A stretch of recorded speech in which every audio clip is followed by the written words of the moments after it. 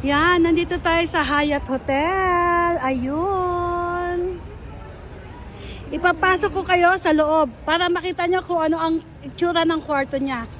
Hyatt Hotel is a 5-star hotel. Sige, dyan lang muna. Stay tuned. Ito pala po yung daan. At ito ang resto. Yan, ito ang resto. Dito may kumakantang Pilipino. Yan. Meron siya lang buffet. Ganyan. Diyan kami kumain kanina.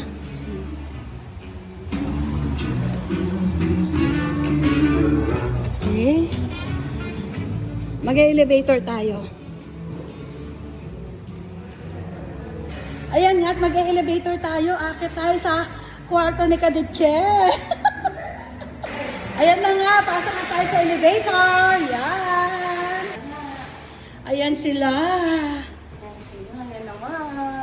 Bye-bye. Bye-bye. So, at nasa elevator tayo. Ayan. Bye-bye. Bakit tayo sa kwarto na aking niren? Yan. So, share si Kadiche. Nag-check-in sa 5-star hotel. Maria lang din Kadiche. Ayan, nakalabas na tayo ng elevator. Diba? Ayan.